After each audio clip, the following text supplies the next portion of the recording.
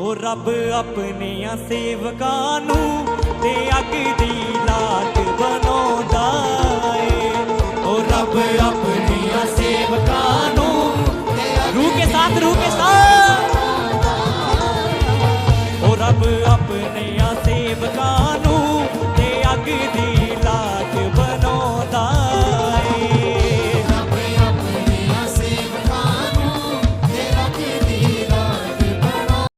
आइए हम प्रभु यीशु के लिए एक जोरदार ताली लगाएंगे। जो बीच वाली लाइन को खुला जुड़ के मत बैठिए, खुला होकर बैठिए ताकि सभी को हवा लगती रहे।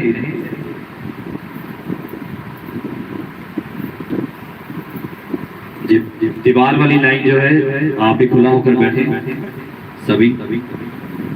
अब में गैप होना चाहिए, जुड़ के नहीं बैठना है गर्मी में।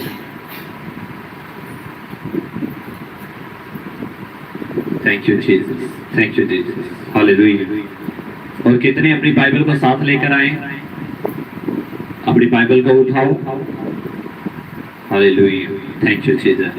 जैसे कि आपको बताया जाता है कि आपने हर बार, अब जब भी आप चर्च में आए तो अपनी बाइबल को साथ लेकर आए। चाहे आप पढ़े लिखे हुए हैं, पढ़ना जानते हैं, नहीं जानते हैं, आप बच्चे हैं, बड़े हैं, बुजुर्ग हैं, आप अपनी बाइबल को साथ लेकर आए। अगर नहीं है आपके पास बाइबल है, यू कैन ऑर्डर ऑनलाइन, आप ऑनलाइन खरीद सकते हैं। अगर ऑनलाइन नहीं आपको मिल रहा है, आप हमें बता सकते हैं, आपके लिए बाइबल को प्रोवाइड किया जाएगा। उसके लिए कुछ उसकी कागज की जो कीमत है उसको पे करना होगा और बाइबल जो है आपको मिल जाएगी। क्योंकि बाइबल कहती है कि परमेश्वर अपना वचन भेजकर चंगा करता है। क्या भेजकर? वचन भेजकर चंगा करता है और आने वाली तबाही से क्या करता है? बचा लेता है। यहोवा ने मूसा से क्या करे? वचन कहे। अब्राहम से क्या बोला? वचन बोला। यीशु ने अपने चेलों को क्या दिए? वचन दिए। अगर आप वचन की रिस्पेक्ट नहीं करते, आप परमेश्वर की रिस्पेक्ट नहीं कर सकते। अगर आप वचन को फॉलो करेंगे तो ये वचन आपको पढ़ाएगा, आपको एवरीथिंग यू डिजायर, अब जो भी आप इस दुनिया में डिजायर करते हैं, बाइबल कहती है कि पहले मेरे धर्म और राज्य की खोज कर और ये सब वस्तुएं तुझे पीछे पढ़ करके आ जाएंगी, मिल जाएंगी। आइए अपनी बाइबल को उठाएंगे और प्रार्थना करें। ऑनलाइन जो सुन रहे अपनी बाइबल को उठाओ और प्रार्थना में शामिल होंगे। धन्यवाद परमेश्वर, हम आपका धन्यवाद करते हैं खुदावंद। आज इस समय के लिए हम तेरा धन्यवाद करते प्रभु परमेश्वर, जो तूने समय हमें दिया है खुदावंद। इस समय के परमेश्वर हम आपके वचनों को सुनने पाए परमेश्वर, और हम ब्लेस्ड हो जाएं। वचन खुलने से पहले इनकी बुद्धि और समझ को खोल दे परमेश्वर, और अपने दास को हिवाए दे, सामर्थ्य दे, अभिषेक दे। बोलने वाला मैं न रहूं खुदा, तेरा आत्मा हो परमेश्वर। जितना वचन ये आज सुने ये इनकी जिंदगियों में 100 गुना फल को लेकर आए। बोले परमेश्वर मेरी बुद्धि को खोल दे परमेश्वर, मुझे समझ दे परमेश्वर, बुद्धि दे परमेश्वर, ताकि मैं तेरे वचनों के ऊपर, तेरे हुक्मों के ऊपर चलने पाऊं परमेश्वर, और पाप से बचा रहूं परमेश्वर। जितना वचन आज मैं सुनूं, जो से बोले जितना वचन आज मैं सुनूं, जो मेरे जीवन में 100 गुना फल को लेकर आए। ये वचन मुझे चंगा करे, मुझे बदले। बोले परमेश्वर मेरे अंदर से उस पत्थर के दिल को निकाल कर मांस के हृदय को भर दे प्रभु। मैं तेरा वफादार बनूं, मैं तेरी आज्ञा मानूं परमेश्वर। ऐसा मन मुझे दे, मेरे अंदर में नई आत्मा को उत्पन्न कर परमेश्वर। मुझे अपने अभिषेक से भर, मुझे अपने मसा से भर परमेश्वर। मेरा फोकस है, मेरा ध्यान है तुझ पर ही हो प्रभु। मुझ पर दया कर, मुझ पर अनुग्रह कर परमेश्वर। मेरे घराने के ऊपर अनुग्रह कर परमेश्वर, मेरे बिजनेस के ऊपर, मेरी जॉब के ऊपर, मुझ पर अनुग्रह कर प्रभु। अपने दासों के ऊपर, इस भवन के ऊपर अनुग्रह कर परमेश्वर। यीशु के सामर्थी नाम में मांगते हैं, आमीन। ऊंचा शीश आपकी चर्च, आमीन। ऊंचा ऊंचा चाहिए चर्च। एक जोरदार ताली के साथ आप परमेश्वर का धन्यवाद करें। जोर से ताली लगाते हुए प्रभु का धन्यवाद करें, क्योंकि सारा आदर और सारी महिमा, सारा जलाल हम प्रभु यीशु मसीह के नाम को देते हैं, क्योंकि वाहिद यीशु ही है जो सब तारीफ के योग्य है, जिसने हमें बनाया। और बाइबल कहती है कि माँ के गर्भ में उसने हमें रचा, हमारी हड्डियों को उसने बनाया, हमारे सूरत को प्रभु ने बनाया है, और हमारा जो चित्र है, हमारी जो फेस है, वो प्रभु ने अपने हाथों के ऊपर क्या है, खोदा हुआ है। अगर कोई हमें छूता है तो वो परमेश्वर की आंख को छूता है। तो इसलिए आप प्रोटेक्टेड हैं। यहोवा के दूत जो हैं वो उसके दरवाजों के चारों ओर पांति बांधे हुए रहते हैं। परमेश्वर के दूत आपकी रक्षा करते हैं। एक डिवाइन हेल्पर्स आपके पास रहते हैं जब आप प्रभु की प्रेजेंस में आप रहते हो। डैनियल के पास ऐसी डिवाइन प्रोटेक्शन थी। सदरक, मेशक, अबेदनगो के पास डिवाइन क्या थी, प्रोटेक्शन थी। परमेश्वर की प्रोटेक्शन उसके पास थी। अय्यूब के पास प्रभु की क्या थी, प्रोटेक्शन थी। अलीशा और एलिया के पास परमेश्वर की क्या थी, प्रोटेक्शन थी। हालेलुया। अगर आप भी प्रभु के वचनों के ऊपर चलते हैं और आप परमेश्वर के भय में रहते हैं, तो बाइबल कहती है कोई भी जो बला है, कोई भी जो महामारी है, वो तेरे डेरे के निकट नहीं आएगी। डेरे में नहीं आएगी, डेरे के निकट भी नहीं आएगी। तेरी बाईं ओर 1000 और तेरी दाईं ओर 10,000 गिरेंगे वो, लेकिन वो तेरे पास नहीं आएगी। तो दुष्टों के अंत को क्या करेगा, देखेगा। और कोई महामारी, कोई ऐसा हथियार नहीं बना है जो आपको नाश कर सके। दुनिया में ऐसा कोई हथियार नहीं बना है। पौलुस कहता है जीना मेरे लिए मसीह और मरना मेरे लिए क्या है, लाभ है। अगर मैं जीऊंगा तो जीसस क्राइस्ट के लिए जीऊंगा, अगर मैं मर भी जाऊं तो मर जाना मेरे लिए क्या है, लाभ है। जीना मेरे लिए क्या है, उसने अपनी लाइफ को डेडिकेट कर दिया जीसस क्राइस्ट को।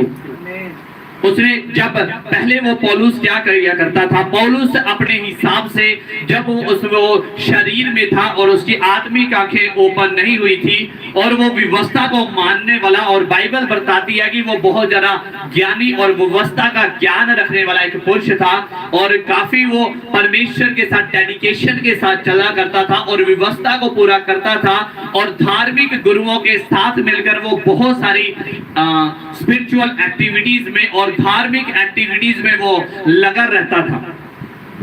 और इसीलिए जब यहूदियों को ये लगा कि जब जीसस क्राइस्ट को जो फॉलो करने वाले लोग हैं ये गलत कर रहे हैं, तो पौलुस भी उनके साथ मिलकर मसीहियों का विरोध करने लगा, क्योंकि उसके सोच के हिसाब से, और जो यहूदी वहां पे जो जाजिर थे और जो सदूकी और फरीसी थे, उनके ज्ञान के हिसाब से मसीह जो था वो अभी आने वाला था, और वो यीशु मसीह को अपना मसीहा नहीं मानते थे, और इस वजह से वो उसका विरोध करते थे। और पौलुस भी परमेश्वर के अपने आप को वो समझता था कि मैं परमेश्वर का काम कर रहा हूं, लेकिन उसकी आत्मिक आंखें खुली हुई नहीं थी, और वो सदूकियों और फरीसियों और जाजकों और महाजाजकों के साथ मिलकर वो मसीह का विरोध करता था, और मसीह के जो फॉलोअर्स थे उनको मारता था, उनको पीटता था, और कईयों को उसने बंदी गृह में डाल दिया था।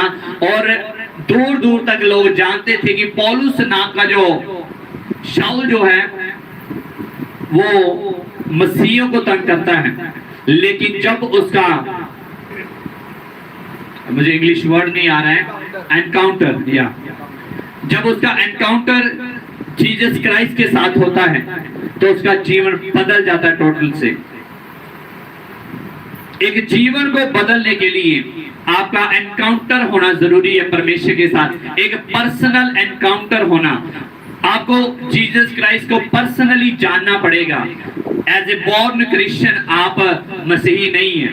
अगर आप मसीह परिवार में आपने जन्म लिया है, आप मसीह में जन्मे हैं, मसीह घराने में आपने जन्म लिया, एक पास्टर, एक बिशप, एक रेवरेंट के आप उसकी बेटी हो सकते हैं, उसके बेटे हो सकते हैं, एक बिशप के आप लड़के हो सकते हो, एक मसीही परिवार में आपने जन्म लिया, तो इट्स नॉट मीन दैट कि आप प्रभु को जानते हैं।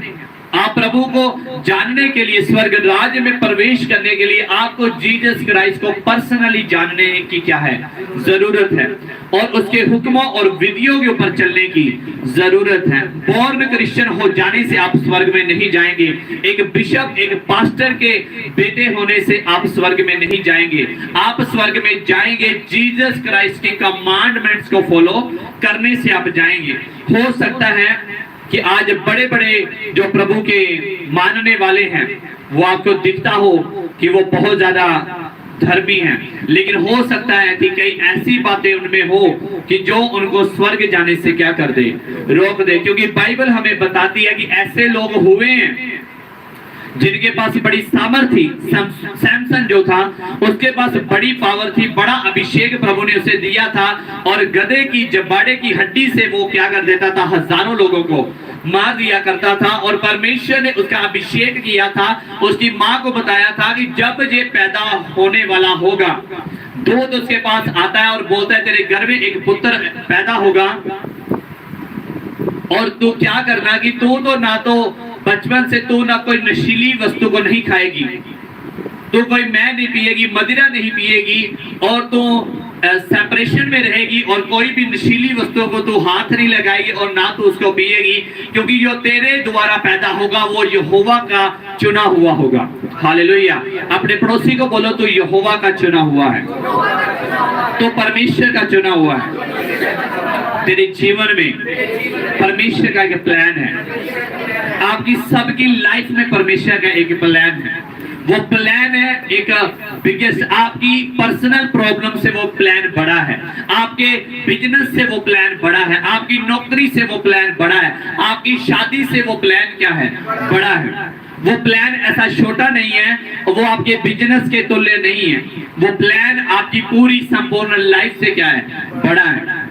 वो परमेश्वर का प्लान आपकी लाइफ में, वो ऐसा नहीं है। उस प्लान को पूरा करने के लिए आपको एक बिशप, एक पास्टर, एक रेवरेंट, एक अपोस्टल और एक प्रॉफिट होने की जरूरत है, नहीं है। As a Christian, as a believer आप प्रभु के कामों को कर सकते हैं। उसके लिए आपको बड़ी स्टेज नहीं चाहिए, उसके लिए आपको बड़े माइक साउंड सिस्टम नहीं चाहिए। यू जस्ट, आपको बस एक बिलीवर और एक विश्वासी होने की जरूरत है, और परमेश्वर के ऊपर विश्वास होना चाहिए आपका, और बाइबल की नॉलेज होनी चाहिए। आप then you can work for the Lord Jesus Christ. तब आप परमेश्वर के लिए कामों को कर सकते हैं। हम परमेश्वर के सहभागी हैं, उसके साथ मिलकर हम काम करते हैं। परमेश्वर के आपकी लाइफ में एक बड़ा प्लान है। आप सोचते हैं मेरा प्लान है एक अच्छा बिजनेस को करना, मेरा प्लान है सरकारी जॉब को ले लेना, मेरा प्लान है कि मेरे बच्चे अब्रॉड में चले जाएं, मेरा प्लान है एक अच्छी लड़के से मेरी शादी हो जाए, अच्छी लड़की से शादी हो जाए। लेकिन परमेश्वर का जो प्लान है वो इन सब प्लान से बढ़कर क्या है, वो इन प्लान से सबसे क्या है, बढ़कर है। क्योंकि बाइबल कहती है कि जो योजनाएं, मेरे विचार जो हैं तुम्हारे लिए नुकसान के नहीं, बल्कि मेरी योजनाएं तुम्हारे भले की हैं। परमेश्वर हमारे लिए जो प्लान्स बनाता है वो हमारी भलाई के लिए, हमारे छुटकारा देने के लिए, वो जस्ट फॉर आवर 4-5 मेंबर्स के लिए नहीं है, नॉट फॉर योरसेल्फ। परमेश्वर के जो प्लान है वो आपकी जनरेशन से जनरेशन है, जनरेशन से जनरेशन है, और आपके हजारों पीढ़ियों तक का परमेश्वर क्या करता है, प्लान करता है। हम सोचते हैं कि हम परिवार में 4 जी हैं, 5 हैं, 3 बच्चे हैं, अब्रॉड में सेटल हो जाएं, सरकारी नौकरी लग जाए, दैट्स इट, हमारा घराना क्या है, सेट हो गया है। लेकिन परमेश्वर नॉट जस्ट वो आपके बारे में नहीं सोचता, परमेश्वर एक बंदे के बारे में नहीं सोचता, परमेश्वर आपकी हजारों हजार पीढ़ियों तक क्या करता है, सोचता है। हालेलुया। क्योंकि बाइबल हमें बताती है कि यहोवा की दया धर्मियों के हजारों हजार पीढ़ियों तक रहती है, और उसका गुस्सा और उसका जो गजब है वो दुष्टों की 7 पीढ़ियों तक बना रहता है। लेकिन जो उसका अनुग्रह धर्मियों की हजारों हजार पीढ़ियों तक बना रहता है। जब परमेश्वर ने अब्राहम को बुलाया तो परमेश्वर ने नॉट जस्ट अब्राहम को बुलाया, और जब उसने प्रभु ने कहा कि मैं तुम्हारे द्वारा एक बड़ी जाति को क्या करूंगा, बनाऊंगा, एक बड़ी जाति को बनाऊंगा, और तुम्हारे आने वाली वंश है वो तुम्हारी वजह से क्या होगी, धन्य होगी।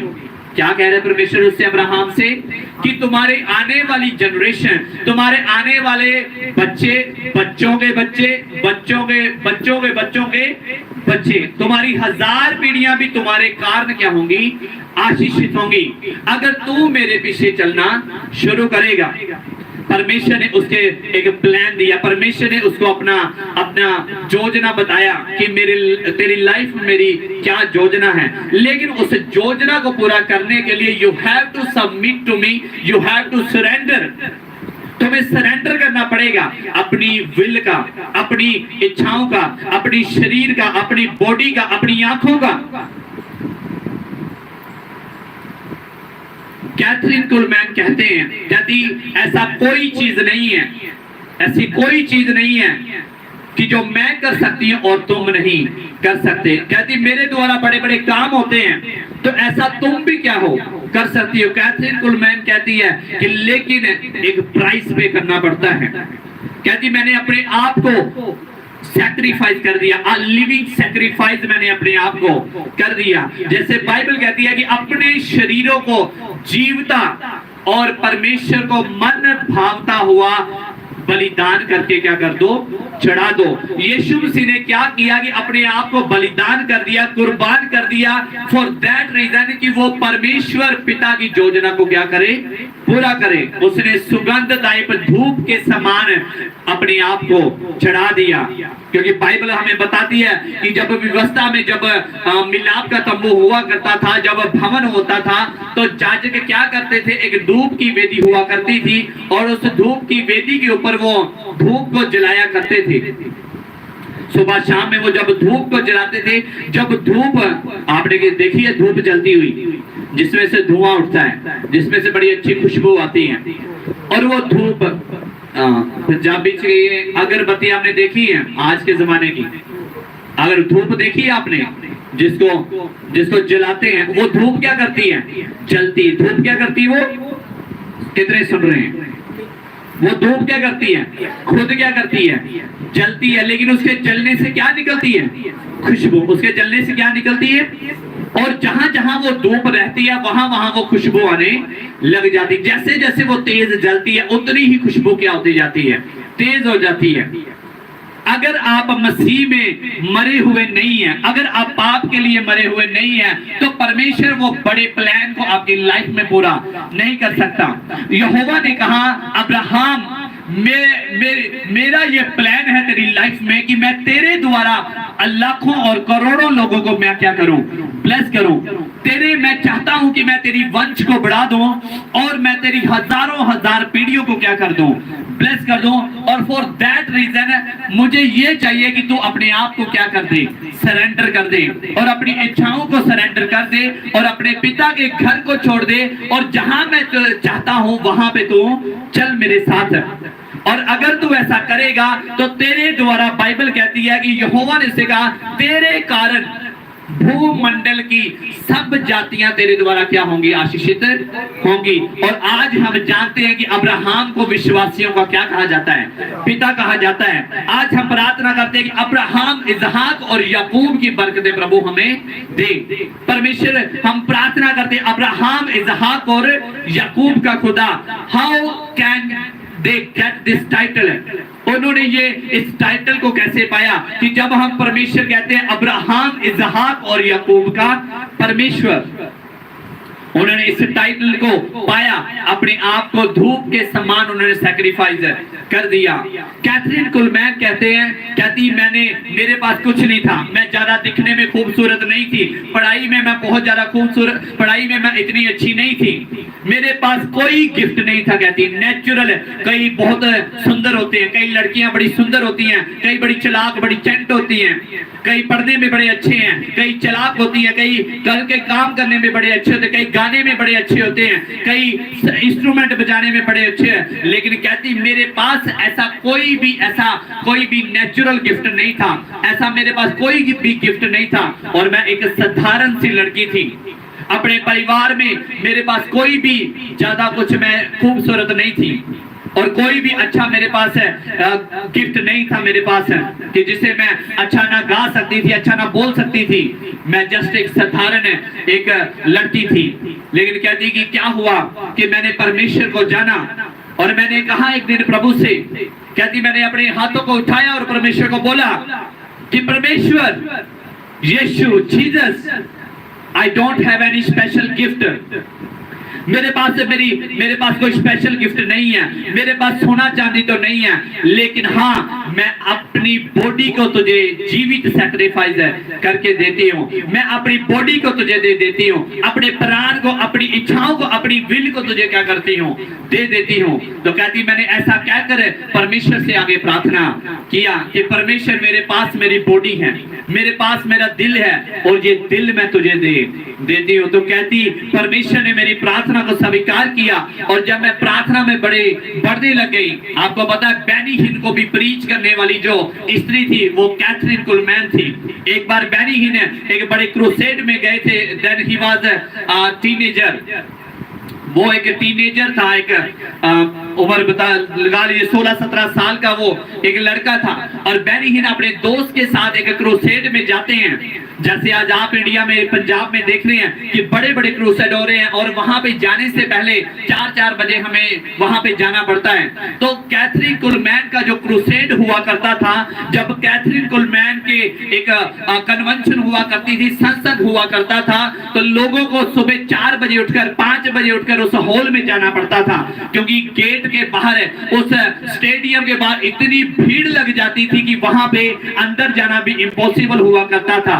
और बेनी हिन का एक फ्रेंड था जो उस क्रूसेड में जाना चाहता था और उसने बोला Benny we have to go there, हमें वहां पे जाना है। तो अगर हमें वहां पे जाना है तो सुबह 4-5 बजे उठकर हमें बस पकड़ना होगा ताकि हम वहां पे हॉल में जा सके, स्टेडियम में, ऑडिटोरियम में जा सके और ताकि हम वहां पे जाकर प्रभु की दासी के द्वारा वचनों को सुन सके। तो क्या हुआ कि बेनी हिन उठते हैं, सुबह सुबह का टाइम था और बहुत ज्यादा ठंड थी, इतनी ठंड थी। उन्होंने अपना पूरा सूट बूट पहना और सुबह 4 बजे उन्होंने उठकर बस को पकड़ा। और जब वो गेट के ऊपर गए और वो कहते हैं कि सुबह 5 बजे वहां पे इतनी लंबी लंबी लाइनें लगी हुई थी और कड़ाके की ठंड पड़ रही थी। एक इंसान इतना वैल्यूएबल कैसे बन सकता है? परमेश्वर आपकी कीमत को बढ़ा देगा जब आप परमेश्वर के हाथों में होंगे, क्योंकि परमेश्वर के हाथों में जो चीजें हैं वो मूल्यवान हैं। हालेलुया। कितने समझ रहे इस बात को? आपकी ऐसे वैल्यू नहीं है, लेकिन बाइबल कहती है वो खाक से उठाता है और पतवंतों में क्या कर देता है, बिठा देता है। यूसुफ एक मामूली एक पोतीफर के घर में पोछे लगाने वाला एक साधारण सा एक लड़का था।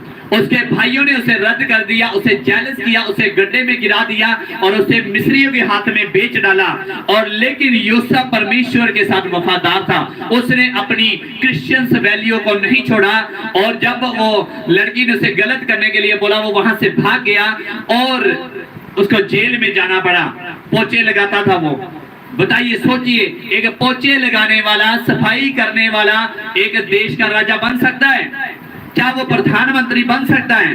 बन सकता है अगर वो प्रभु के पीछे चले तो, अगर उसके वचनों को माने तो। कैथरीन कुलमैन कहती मेरी आवाज भी इतनी अच्छी नहीं थी, मैं देखने में भी इतनी सुंदर नहीं थी, लेकिन मैंने प्रभु को बोला परमेश्वर मैं तुझे अपनी बॉडी देती हूँ, मैं अपना शरीर, अपनी जान, अपना दिल मैं तुझे देती हूँ, मेरे पास और कुछ नहीं है। कहती मैंने रोते हुए प्रभु से प्रार्थना किया और प्रभु ने कैथरीन कुलमैन को बड़े अद्भुत रीति के साथ इस्तेमाल करना शुरू कर दिया। बड़े बड़े चमत्कार उसके द्वारा होने शुरू गए, एक स्त्री के द्वारा। और आज लड़कियां सोचती हैं उनको बस वो और कामों से वो फ्री नहीं होती हैं, लेकिन एक स्त्री को भी परमेश्वर इस्तेमाल कर सकता है। सुसमाचार सुनाने के लिए स्त्रियों का इस्तेमाल किया। जब कब्र पे वो गई थी, मरियम और उसकी साथ में और जो चेलियां थी वो कब्र के ऊपर क्या करती हैं, जाती हैं और चेलों को सुसमाचार सुनाती हैं कि यीशु कब्र में से क्या हो चुका है, जी उठा है, यीशु मुर्दों में से जी उठा है और वादे के अनुसार तुम्हें वहां पे गलील में मिलेगा। हालेलुया।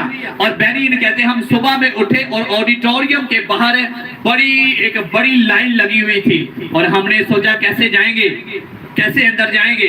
तो कहता है छोटे होने का एक फायदा है कि हम घुस घुस के नीचे से हम क्या हो गए, चले गए। कहता है हम छोटे थे और भीड़ में से नीचे छुपते छुपाते हुए अंदर जाते हुए झुक झुक कर हम करते करते आगे गेट तक पहुंच गए। और जब गेट के ऊपर पहुंचे तो अभी भी गेट खुलने में क्या था, समय था।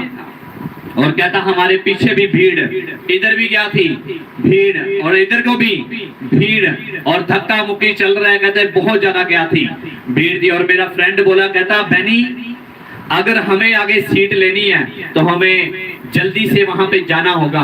तो कहते जैसे ही प्रेयर का टाइम शुरू होता है गेट खुलता है और भीड़ों की भीड़ अंदर में घुस जाती है। तो कहता मैं और मेरा फ्रेंड आगे जाकर बैठ जाते हैं।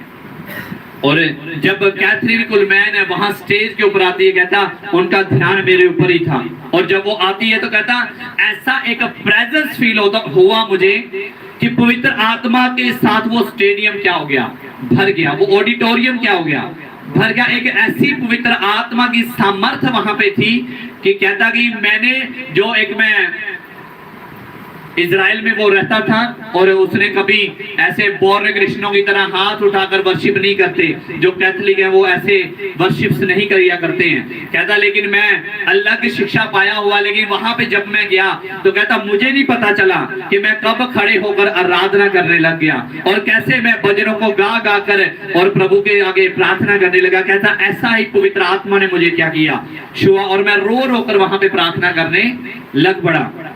और मैंने क्या देखा, क्या मुझे महसूस हुआ कि पवित्र आत्मा की सामर्थ्य मुझे क्या कर रही है, शोरिया एक ठंडी सी हवा का झोंका मुझे एक आया। और कहता इतनी बड़ी सामर्थ्य वहां पे मैंने महसूस की जैसा फिर कभी नहीं की। हालेलुया। ऐसे सामर्थ्य के साथ परमेश्वर आपको यूज करना चाहता है। परमेश्वर चाहता है कि एक बड़ा प्लान है परमेश्वर की आपकी लाइफ में।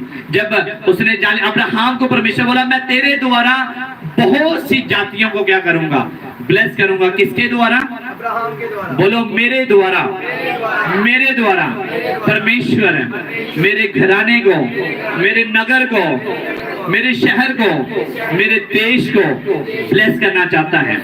एक यूसुफ के द्वारा परमेश्वर ने पूरे मिस्र देश को क्या कर दिया, ब्लेस किया। उसने लगाई स्कीम लगाई, उसने प्रभु ने बोला उसके मन में डाला, कहता राजा ऐसा कर कि फसल जो भी होगी 7 साल तक जितनी फसल होगी उस सबको खत्तों में क्या कर दो, जमा कर दो।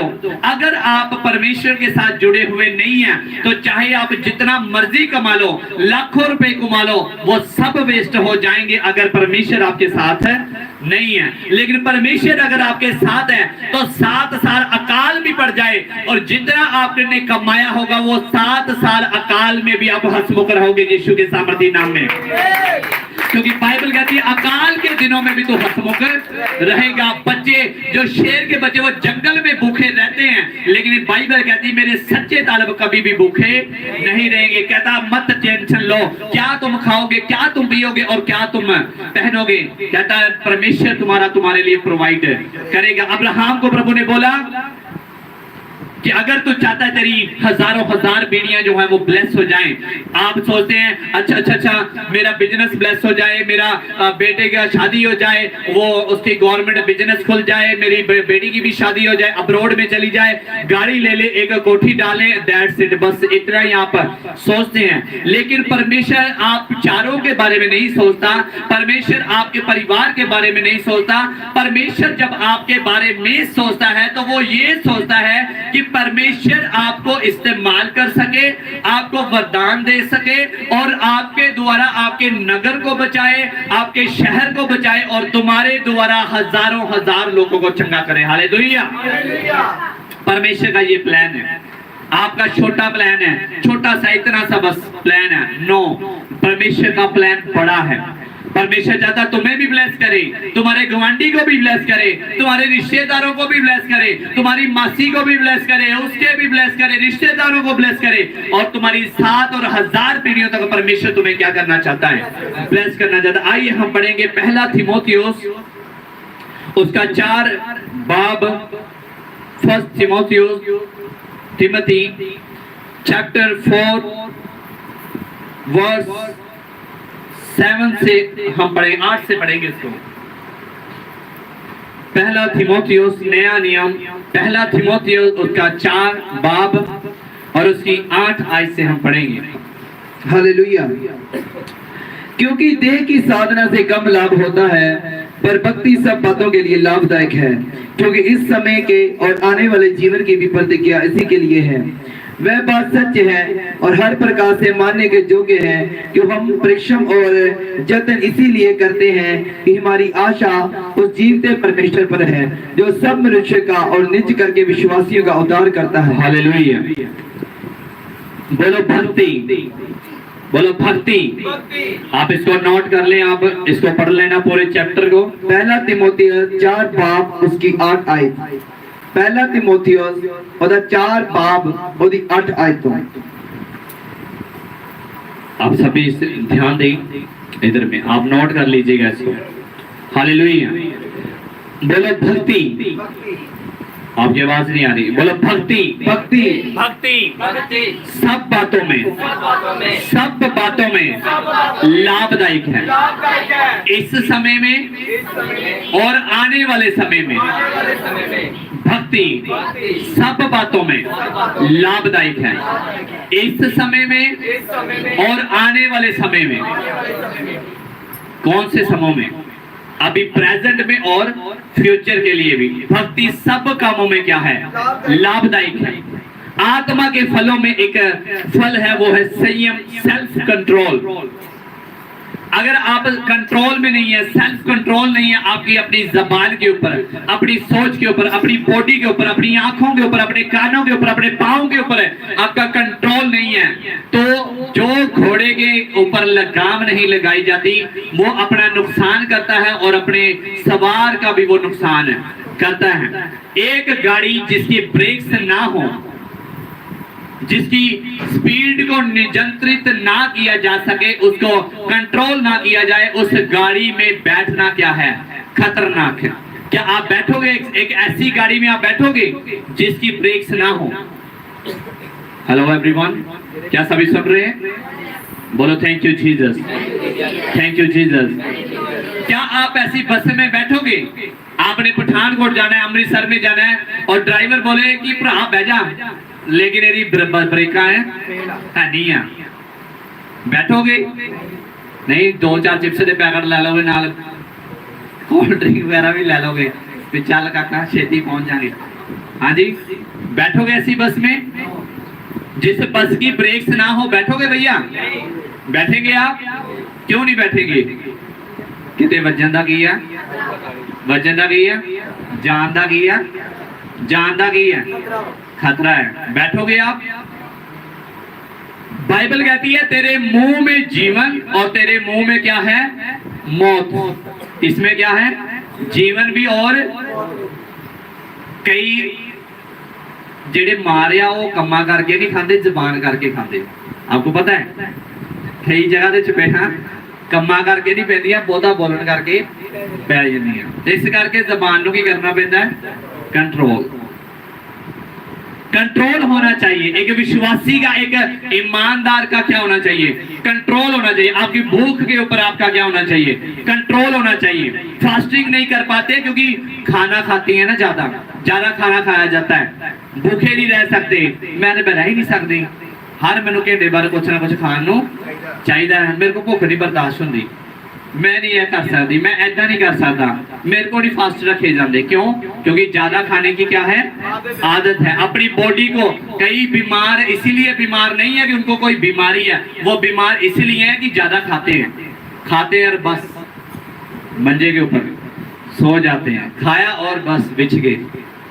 तो फिर कहते हैं जी पेट बाहर निकल आया, बीमारियां लगियां, साह बड़ा चढ़ता, मैनू औखा हुंदा, डोबू पैंदे, कुछ हुंदा। फिर से सब कुछ होगा। क्यों? क्योंकि खाने के ऊपर कंट्रोल है, मोमोज के ऊपर कंट्रोल है। हाँ जी, आपका कंट्रोल होना चाहिए। सब बातों पे क्या होना चाहिए? डिसाइपल, चेले का क्या मतलब है? डिसिप्लिन से आता है डिसाइपल। एक चेले में, एक डिसाइपल में डिसिप्लिन होना चाहिए। आपका सुबह उठना का एक टाइम होना चाहिए, सोने का एक टाइम होना चाहिए, प्रार्थना का एक समय होना चाहिए, बाइबल पढ़ने का एक टाइम होना चाहिए, काम करने का भी एक टाइम होना चाहिए। क्योंकि बाइबल कहती है कि हर बात का परमेश्वर ने एक टाइम क्या है? रखा है। सोने का टाइम, जागने का टाइम, काम करने का टाइम और आराम करने का टाइम। बाइबल कहती है 6 दिन तो तू क्या करे? काम कर, और 7वां दिन पवित्र करके तू मान। और इस दिन में तू क्या करे? तू, तेरा घराना, तेरे बच्चे, तेरे पोते, तेरे बेटे, तेरी बेटियां सब मिलकर यहोवा की क्या करें? आराधना करें। हालेलुया। संडे के दिन क्या होना चाहिए? क्या कहती बाइबल? कहता तू, बोलो मैं, मेरे बच्चे, मेरे नौकर, मेरे सब चीजें संडे के दिन प्रभु की हजूरी में होनी चाहिए। कौन कौन? मैं, मेरे बच्चे, मेरा पूरा परिवार चर्च में होना चाहिए। हालेलुया। शुक्र मनाओ परमेश्वर का कि 7वें दिन की प्रभु ने आपको छुट्टी दी है। नहीं तो कभी भी इधर में छुट्टी का रिवाज ना होता, बस करते जाओ, काम ही करते जाओ। प्रभु ने 6 दिन बोला कि काम करो और 7वां दिन पवित्र करके मानो। 7वें दिन कई कहते हैं कि अकेली लेडीज आ जाती हैं, मेरा परोना नहीं मानता जी, वो नहीं आता, चर्च नहीं आता, काम पे गया, फिर वो भी नहीं आती। बच्चे अब नहीं मान रहे, कब मानेंगे आपके? बच्चों की क्या मजाल है कि आपके आगे जबान लड़ाए। हम मेरे पास है नहीं 2 फुट, वो लोहे का स्केल होता था, लोहे का स्केल था, 2 फुटा पड़ता था और देख के नहीं पड़ता था कि कहाँ मार रहे हैं, आगे बजना है, पीछे बजना है, कहाँ बजना है, बस फिरता था वो लोहे का फुटा। कभी मजाल है आपने बोला होगा, हाँ जब बड़ा हो गया तब नहीं पड़ी मुझे।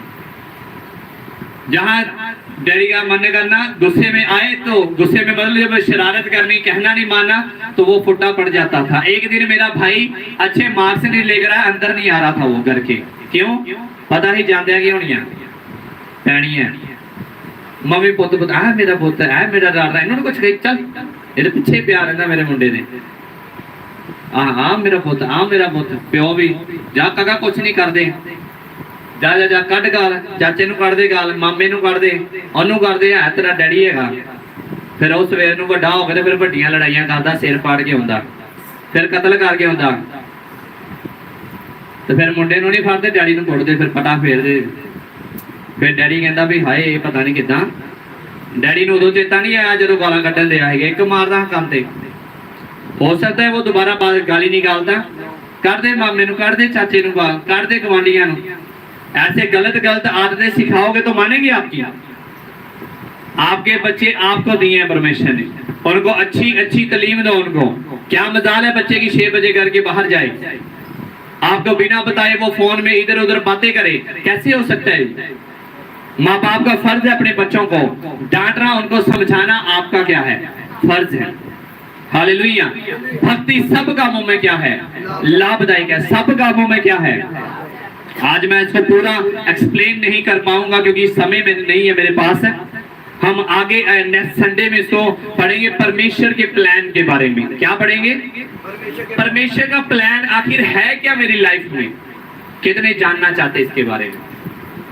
क्या आप जानना चाहते हो कि प्रभु का मेरी जिंदगी से प्रभु चाहता क्या है? प्रभु क्या चाहता है मैं क्या करूं? प्रभु का प्लान क्या है मेरी जिंदगी में? प्रभु का प्लान नॉट जस्ट आपके परिवार के लिए नहीं है, परमेश्वर आपकी जनरेशंस को क्या करना चाहता है। जब परमेश्वर ने हमारे से बात की इसी स्थान के ऊपर 27 नवंबर और 2016 में जब प्रभु ने बात करी तो प्रभु ने हमें बोला कि मैं तुम्हें सेवा देता हूं और तुम्हारी आने वाली जनरेशंस, और मैं तुम्हारे द्वारा बहुत लोगों को क्या करूंगा? छुटकारा दूंगा। और आज आप देख रहे हैं कि जब से हमने सेवा में आए, जब प्रार्थना करनी शुरू करी, प्रभु के वचनों को मानना शुरू किया, और इस मिनिस्ट्री के द्वारा प्रभु ने हजारों लोगों को क्या किया है? चंगा किया है। भले ही वो आज नहीं आते हैं, वो दोमास की तरह बेवफा हो गए, उन्होंने प्रभु को छोड़ दिया, हमें छोड़ दिया। बरकत लेने के बाद उन्होंने छोड़ दिया। दोमास भी पहले पौलुस के साथ बड़ा चलता था, संत जी करते थे।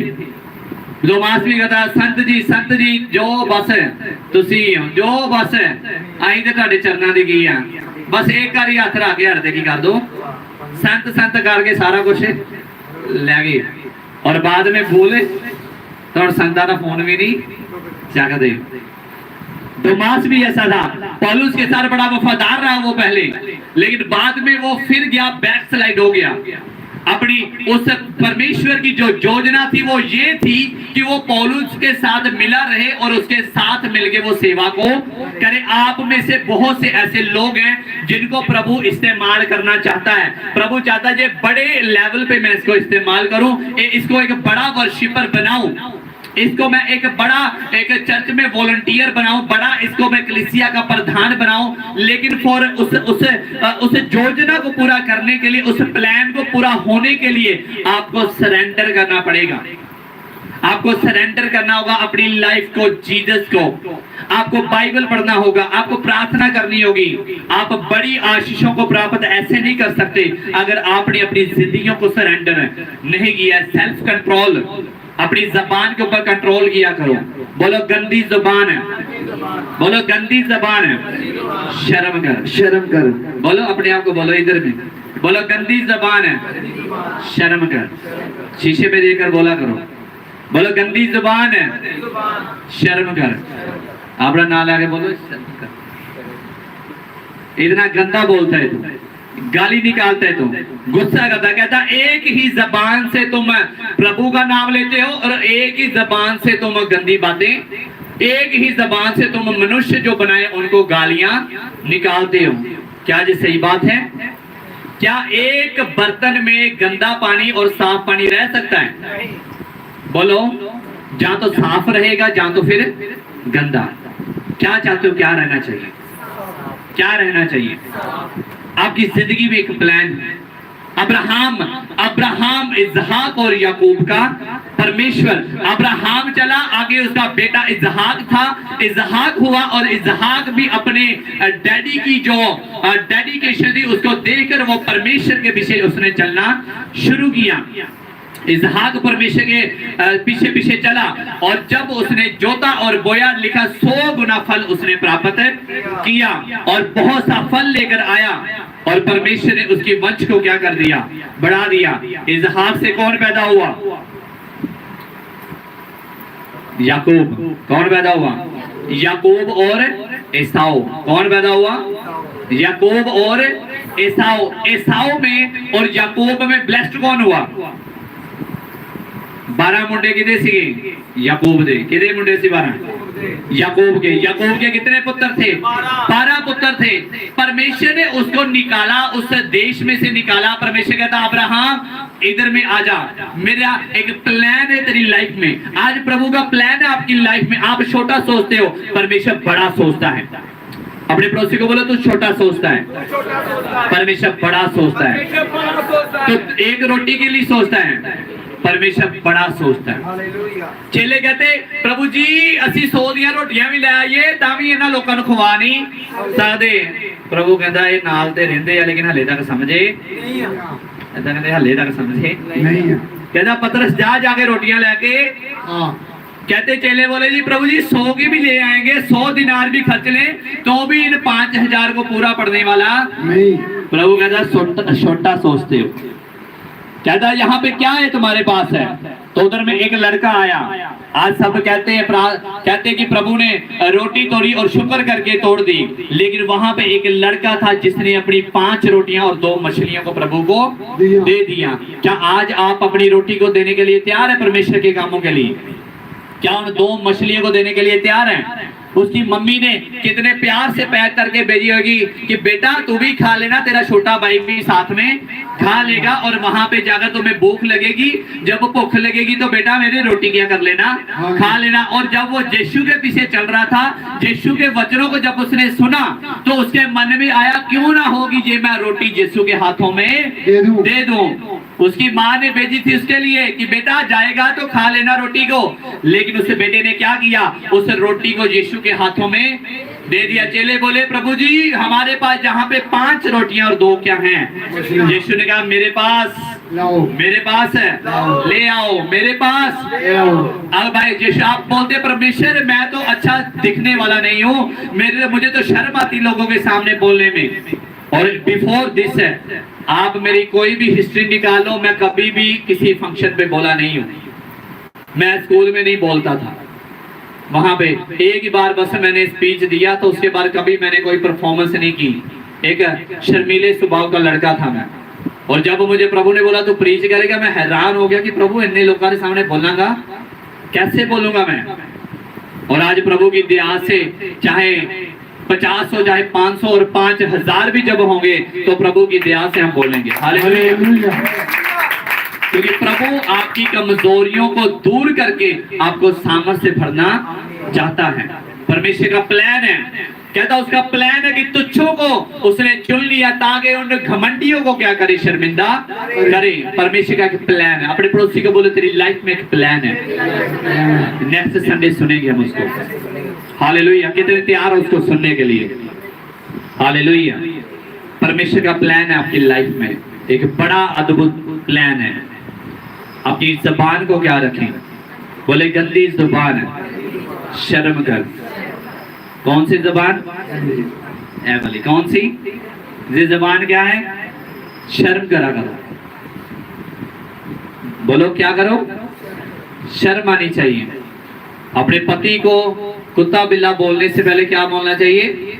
शर्म आनी चाहिए। अपनी वाइफ को गाली निकालने से पहले, सॉरी मैंने बोल दिया, खुदा माफ करे, कैसा वर्ड मैंने बोला। आपने वाइफ को कुछ गलत गाली निकालने से पहले क्या किया करो?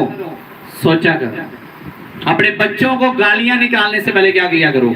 सोचा करो। अपने पड़ोसियों को गाल निकालने से पहले क्या किया करो? गंदी जुबान, शर्म कर। गंदी जुबान, शर्म कर, गाली मत निकालो। एक विश्वासी होते हो और फिर भी क्या करते हो? गालियां नहीं बर्दाश्त हो रही है आपको बात अपने पति की, अपनी पति की शक्ल नहीं आप देखना चाहते, रूम में जाकर बैठ जाया करो। अपनी पत्नी को नहीं देख आप सकते, चुप करके बैठ जाया करो, बाइबल लेके। नहीं बात करनी तो कोने पे बैठ जाया करो। बाइबल कहती है झगड़ालू स्त्री के से बात करने से अच्छा है छत पे कोने पे जाकर क्या कर जा। मैं नहीं कह रहा, क्या कह रहे? कौन कह रहा है? कहता कि पत्नी नाल झगड़ा करन नालों चंगा वा पौड़ियां चढ़ के कोठे जाके की कर जा। किथे जाके? भी ओदे लाल बैसी ना जा। हालेलुया। भी जनानी ने कहता झगड़न नालों चंगा वा कि कोठे जाके की कर जा। ते कोठे दूजियां बोडियां नहीं देखना, कोठे बाइबल पढ़नी है। और बाइबल से लिखा भी अपनी जनानी नहीं देखना तो दूजिया नहीं देखना ला पे। नहीं जी ऐसा नहीं करना है। कोठे चढ़ के की करनी है? बाइबल पढ़नी है। प्रभु मेरी पत्नी बहुत चंगी है, ओदे उत्ते की करे ये मिठा बोलिया करे, ਇਹਦੇ ਹੱਥਾਂ 'ਚ ਹੋਰ ਜ਼ਿਆਦਾ ਕੀ ਦੇ ਤੇ ਜਿਆਦਾ ਰੋਟੀ ਪਕਾਵੇ ਤੇ ਗੁੱਸੇ ਨਾਲ ਨਾ ਪਕਾਵੇ ਤੇ ਸ਼ਾਂਤੀ ਦੇ ਨਾਲ, ਤੇ ਜਿਹਨੂੰ ਖਾ ਕੇ ਤੇ ਵਿੱਚ ਹੋਰ ਸ਼ਕਤੀ ਆਵੇ। ਆਪਣੀ ਪਤਨੀ ਲਈ ਕੀ ਕਰਿਆ ਕਰੋ?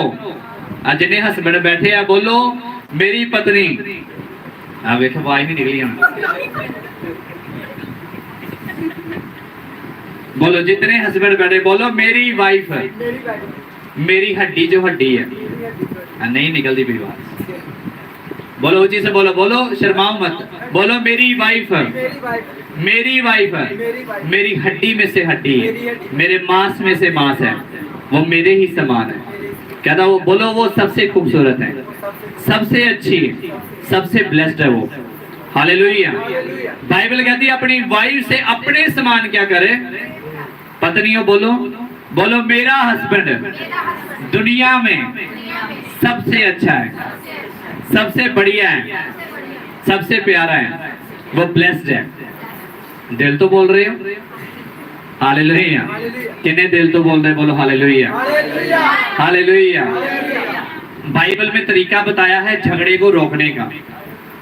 टैं टैं टैं टैं टैं टैं लाई है दोनों ने, हस्बैंड वाइफ ने। तो परमेश्वर कहता है कि एक जना उठ के कर लो, मासा गली से चल जा, दूध फाड़ ले, खत्म हो गया शामी, बाहर चला जा, छत पे चला जा, थोड़ा सा साइड पे हो जा। ये उसका मतलब है कहने का। हाँ जी, कि एक ही कमरे में बैठे रहोगे और फिर कोई गल फड़ लेगी, तुम ही कोई गल फड़ लेगा तो झगड़ा पूरी दिन में खत्म होना। तो थोड़ा सा क्या हो जाओ, साइड पे थोड़ा जा हो जाओ। अगर नहीं आपको पत्नी की बातें नहीं अच्छी लग रही हैं, चुप कर जाओ और थोड़ा सा बाहर, लेकिन गंदा मत बोलो। आप गंदा बोलेंगे, किसको बोल रहे हैं? अपनी, तुम्हारी ही पत्नी है, पत्नी अपने पति को बोल रही है। वो पति कौन है? तुम्हारा ही है। किसका है वो? गवांडिया दादनी। किसका है वो? हस्बैंड किसका है? मेरा। बोलो मेरा। हस्बैंड बोलो पत्नी किसकी है? तुम्हारी ही है। हालेलुया। सो ऐसे नहीं होना चाहिए, मसीहियों में प्यार होना चाहिए। बाइबल कहती हे पतियों अपने पत्नी से क्या रखो? प्रेम रखो। याद करो आपने क्या वायदे, जब आपकी शादी हुआ था तो आपने वादा किया था ना, बाइबल पे हाथ रख के कि क्या था वायदा? कराओ चेता, मेरा सड़ी जो हाले ब्याह क्या था? चेता बोल गए ना, याद करो दोबारा। मेरा नहीं अभी हुआ है, तुसी दसो की वादा किया है तुसी? हाँ जी, कि जिन्ना तक जिंदा रहूंगा मैं शीला दे नाल वफादार रहूंगा, जिन्ना तक मैं रवांगा दुख सुख दे विच शीला भैन दा साथ दवांगा, कहदे विच दुख ते हर हालात विच इहदा की दवांगा मैं साथ। ते इत्थे मासा जे दो पैसे ना मिलदे ते साथ की कर दिंदे। हालेलुया। हंसना ठीक है, लेकिन इस बात को सोचो, क्या वादा किया था आपने जब आपकी शादी हुई थी?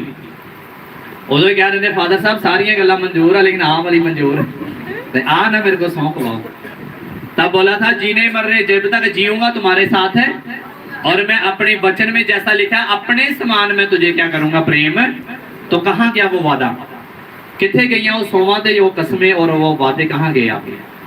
किसकी हजूरी में किए थे आपने वो वादे? परमेश्वर की। आज आप भूल गए। याद करो उन वादों को। हालेलुया। God bless you. प्रभु आपको आशीष दे। और नेक्स्ट संडे हम इसको सुनेंगे, परमेश्वर के प्लान के बारे में हम सुनेंगे कि परमेश्वर की योजना क्या है हमारी लाइफ में। भक्ति सब कामों में क्या है? बोलो भक्ति सब कामों में लाभदायक है। भक्ति किया करो, प्रार्थना किया करो, बाइबल स्टडी किया करो, उपवास किया करो।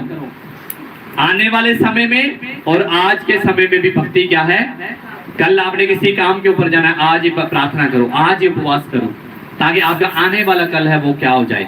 अच्छा जाए। God bless you. प्रभु आपको आशीष। हालेलुया। सभी को जय मसीह की। मैं परमेश्वर का दास प्रोफेट गैब्रियल माइकल, आपका स्वागत है मेरे चैनल प्रोफेट गैब्रियल माइकल पे।